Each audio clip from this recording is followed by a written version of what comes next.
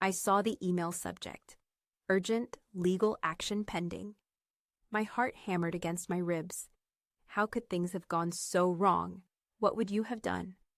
Rain pattered against the panoramic windows of my Atlanta apartment, a fitting soundtrack to the unraveling of my life. I sipped lukewarm coffee, the bitter taste mirroring the situation. It had all started so promisingly. Michael Thornton, my mentor at Omnicorp, had taken me under his wing.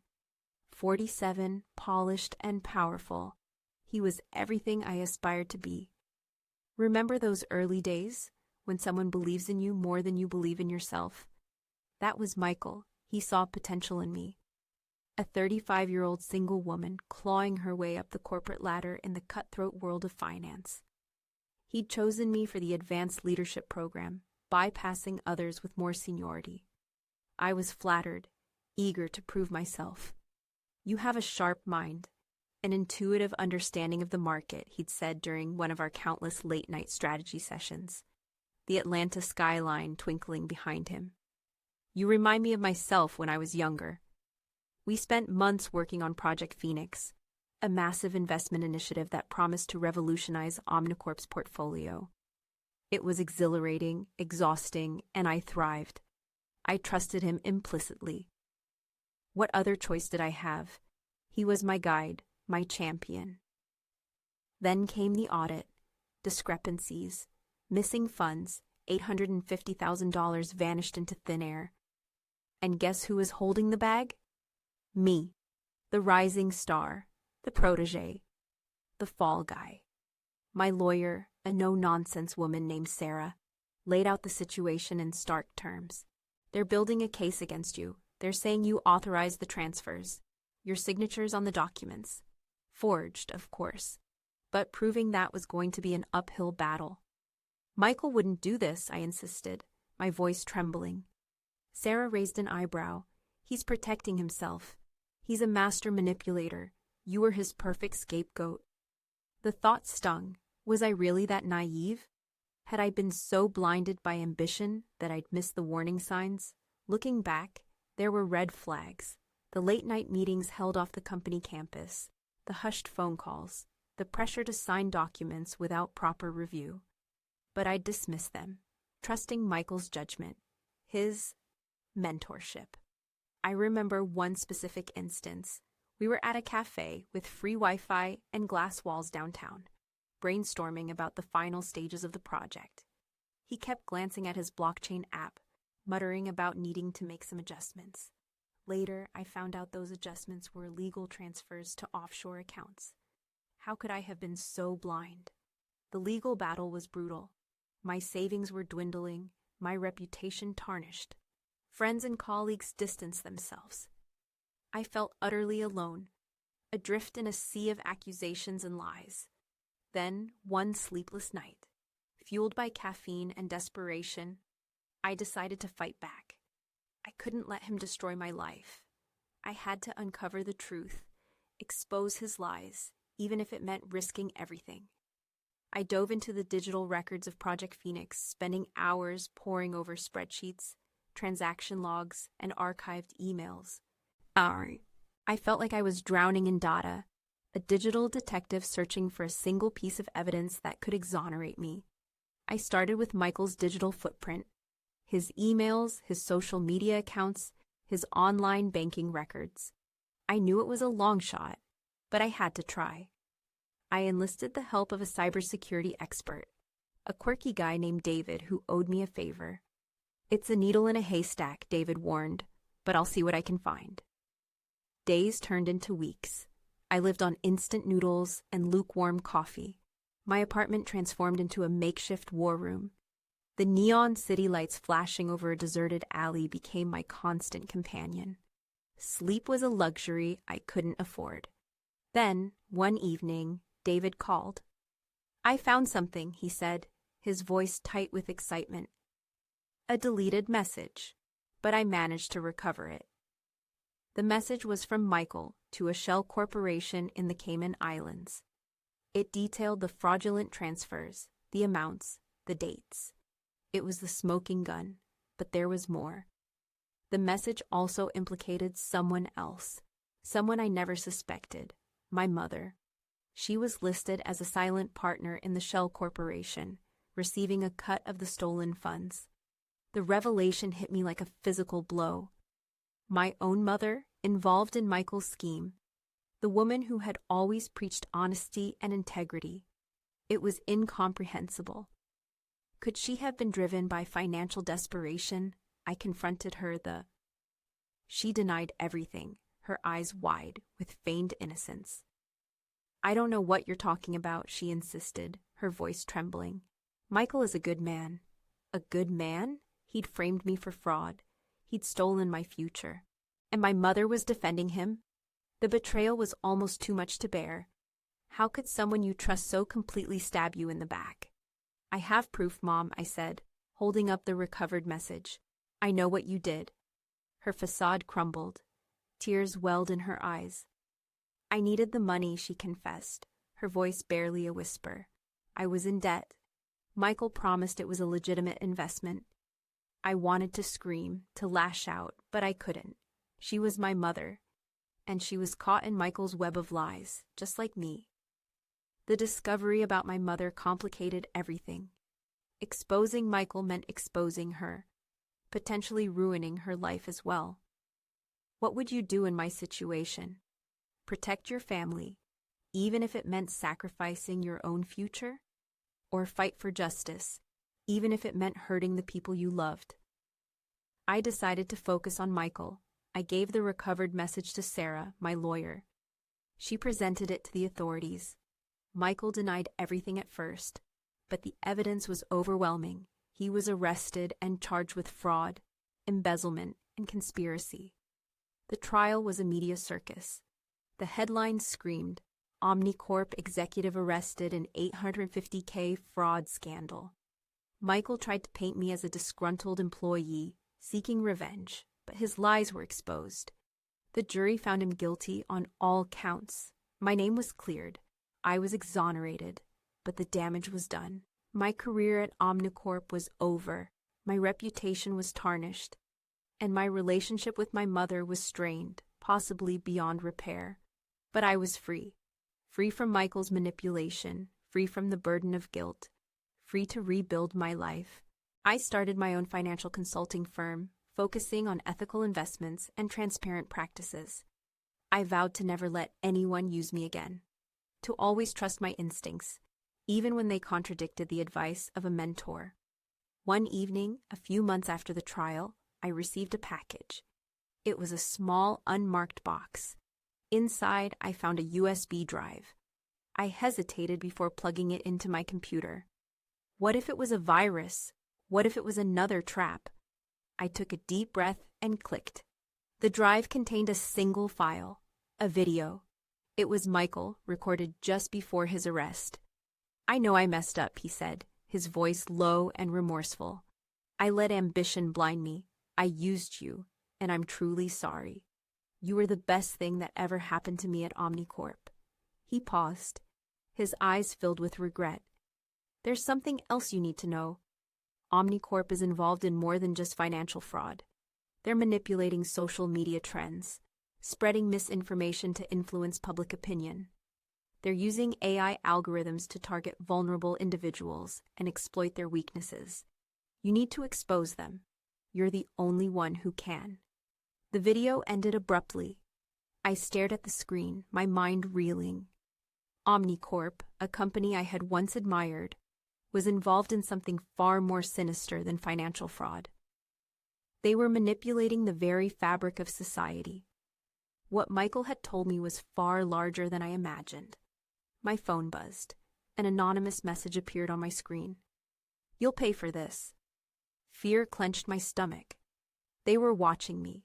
They knew I had the video. I was in danger. How could I trust anyone now? I considered deleting the video, forgetting everything. It would be the easy thing to do, the safe thing to do, but I couldn't. Michael's words echoed in my mind. You're the only one who can. I contacted Sarah, my lawyer. We met at her office, a fortress of legal documents and confidentiality. I need your help, I said, my voice trembling. Omnicorp is involved in something much bigger than we thought. Sarah listened intently as I explained everything, her expression growing increasingly grim. This is serious, she said. We're talking about corporate espionage, political manipulation. This could put your life at risk. I knew she was right, but I couldn't back down now. I had to expose the truth, no matter the cost. I knew I was walking into a firestorm, but I was prepared to face the consequences. My sister called me right after I sent the video to Sarah. Her voice cracked. Why? She pleaded. Why did you get involved? Because someone had to, I replied, anger rising. The video went viral, sparking outrage and calls for accountability. Omnicorp's stock plummeted. Their executives were grilled by Congress. The company was facing lawsuits and criminal charges. But Omnicorp didn't go down without a fight. They launched a smear campaign against me, accusing me of being a liar, a traitor, a disgruntled employee seeking revenge. They tried to discredit me, to silence me. They doxed me. My personal information was leaked online. I received death threats. I was forced to go into hiding. I felt isolated, vulnerable, but I refused to be intimidated. I knew I was fighting for something bigger than myself. I was fighting for truth, for justice, for a world where corporations couldn't manipulate society with impunity. My phone buzzed again. It was a text message from an unknown number. Meet me at the old mill at midnight. Come alone. It was a trap. I knew it. But I had to go. I had to find out who was behind the threats, who was trying to silence me. The old mill was a crumbling relic of Atlanta's industrial past, a dark and desolate place. Rain lashed against the corrugated iron roof, creating an eerie atmosphere. I walked slowly, my heart pounding in my chest. I saw a figure standing in the shadows. It was my sister.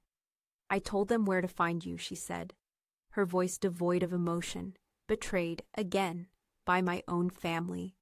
What had I done to deserve this? Why was everyone turning against me? Why, I asked, my voice choked with emotion. They promised me money, she said, enough to pay off my debts. I had no choice.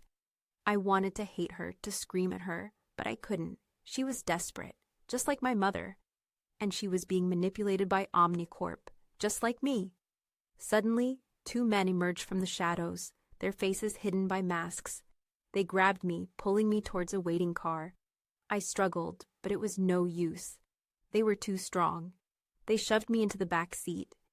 As the car sped away, I caught a glimpse of my sister standing in the rain, her face etched with guilt. I was taken to a remote location, a deserted warehouse on the outskirts of Atlanta. The men blindfolded me and led me inside. I was pushed into a chair. A voice spoke from the shadows. You've caused us a lot of trouble, the voice said, but we can make it all go away. Just sign this document. It's a confession, admitting that you fabricated the evidence against Omnicorp. I refused. I won't sign it, I said, my voice trembling but firm. The voice sighed.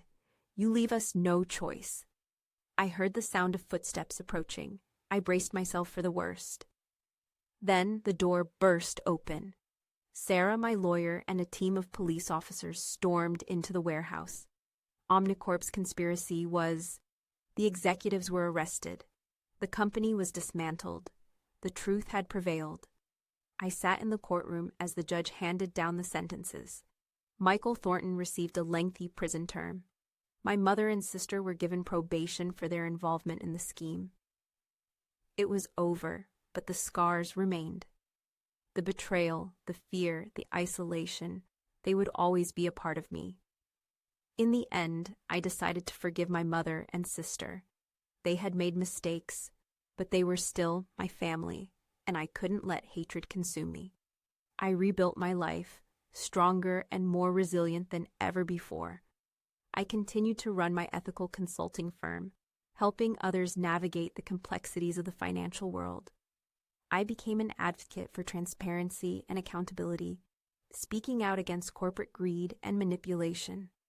I found peace, not in revenge, but in forgiveness, and in the knowledge that I had stood up for what was right, even when it meant risking everything.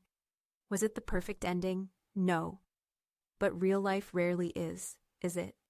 I learned a valuable, albeit painful lesson. Trust is earned, not given. Years later, I received a letter from Michael Thornton. He was still in prison, but he had found redemption. He was teaching other inmates about financial literacy, helping them avoid the mistakes he had made. "I'm grateful for what you did," he wrote. "You saved me from myself, and you exposed a truth that needed to be told." I never responded to his letter, but I forgave him. Not for his sake, but for mine. So here I am, years later, sharing my story with you. What would you have done in my shoes? Would you have sought revenge? Or would you have chosen forgiveness? The choice is yours. Now, if you found this story engaging, give it a like and subscribe to the channel for more true crime tales. And let me know in the comments, what would you have done? Write what you'd choose. But sometimes even forgiveness isn't closure, you know? A cloud hung over my life, a constant reminder of the chaos Michael and Omnicorp had unleashed. I couldn't shake the feeling that I was still being watched. I'd glance over my shoulder walking down the street, convinced someone was following me. Every phone call from an unknown number sent a jolt of adrenaline through me. It was exhausting, living in a state of perpetual alert. So I threw myself into my work, burying myself in spreadsheets and market analyses, anything to distract me from the lingering fear. One day, a new client walked into my office. His name was Ethan, and he was the CEO of a small tech startup in Atlanta. He was young, ambitious, and incredibly charismatic. He reminded me, uncomfortably, of a younger Michael. Ethan wanted my help to secure funding for his latest project, a revolutionary AI-powered healthcare platform. The idea was brilliant, potentially life-saving, and the money he was seeking would transform things drastically. He presented his business plan with such passion. I wanted to believe in him. He was completely different. His personality was the reverse of Michael's, but the scars of my past made it difficult to trust anyone. How could I be sure he wasn't using me, just like Michael had? My gut churned. This feeling was back. Ethan was persistent. He invited me to lunch, to coffee, to industry events. He wanted to pick my brain, he said, learn from my experience. Each invitation felt like a test, a challenge to my ability to trust. At one particular luncheon with free sparkling cider, he pressed about a potential partnership with another consulting group, one I knew had a shady reputation. I hesitated, and he immediately picked up on it. "You don't trust them, do you?" he asked, his eyes searching mine. "I value your judgment more than anyone's." His honesty was refreshing. I decided to take a chance. I agreed to help him secure funding, but I made it clear that I would be conducting my own due diligence, that I would not compromise my ethics for anyone. Ethan was understanding. He even seemed relieved. We began working closely together, spending long hours poring over financial projections and market analyses. I started to see a different side of him, a genuine desire to make a positive impact on the world. The constant feeling of being watched had lessened, but now it was there. I had to fight back. He really seemed invested in something more than just money, but I couldn't completely let my guard down. One evening, as we were leaving the office, Ethan's AR social media filter malfunctioned, and he seemed genuinely embarrassed. It was a small thing, but it made him feel more human, more relatable. I started to believe that maybe, just maybe, I could trust him. Then, one late night, while reviewing Ethan's financial records, I stumbled upon something suspicious. A series of transactions to an offshore account, the same type of account Michael had used to embezzle funds. My blood ran cold. Was history repeating itself? Was Ethan using me after all? I confronted him immediately. "What's going on with these offshore accounts?" I demanded, my voice trembling. Ethan's face paled. He hesitated, then stammered. "It's complicated." He explained that the accounts were for a legitimate business venture, a partnership with a company in Singapore. But his explanation didn't ring true. I didn't believe it for a second. His blockchain apps showed a completely different transfer. I decided to investigate further. I contacted David, the cybersecurity expert who had helped me uncover Michael's fraud. "I need your help again," I said. "I think Ethan might be involved in something shady." David agreed to take a look at Ethan's digital footprint. Days later, he called me with his findings. "The offshore accounts are real," he said, "but they're not for a legitimate business venture. They're being used to launder money." My heart sank. Ethan had betrayed my trust, just like Michael had. But there was something else. David had also discovered a series of encrypted messages between Ethan and Omnicorp. The pieces fell into place. Ethan hadn't been seeking my help. He had been sent to silence me, to discredit me, to ensure that I wouldn't expose Omnicorp's continued illegal activities. They'd been operating the whole time. They must have guessed I'd be trying to find the truth again, and sent him to stop it. I felt a wave of anger, of betrayal, of despair. How could I have been so stupid? How could I have trusted anyone? I confronted Ethan again. "I know everything," I said, my voice shaking with rage. "I know about the offshore accounts. I know about your connection to Omnicorp." Ethan didn't deny it. He admitted everything. He had been working for Omnicorp all along. He was just following orders. He said he was sorry, that he hadn't wanted to hurt me, but his words were hollow. I remember contacting the authorities, handing over the evidence David had uncovered. Ethan was arrested and charged with money laundering, conspiracy, and obstruction of justice. Omnicorp was hit with another wave of lawsuits and criminal charges. Their empire was crumbling. I had done it again. I had exposed the truth, even at great personal risk. But this time, it felt different. The victory was bittersweet. I had stopped Ethan and Omnicorp, but at what cost? I was once again alone, distrustful of everyone around me. I started to wonder if I was destined to be betrayed, if I would ever be able to truly trust someone again. My phone buzzed. It was a message from an unknown number. "Leave it alone. You don't know what you're up against." It was a direct threat. But I wasn't scared this time. I was angry. I was determined to fight back, to protect myself, to reclaim my life. I knew the people behind Omnicorp were powerful, ruthless, and dangerous. But I wasn't afraid of them. I had faced them before, and I had won. I wasn't going to let them intimidate me, to silence me, to control me. The threats kept coming, more frequent, more menacing. Someone hacked my bank account.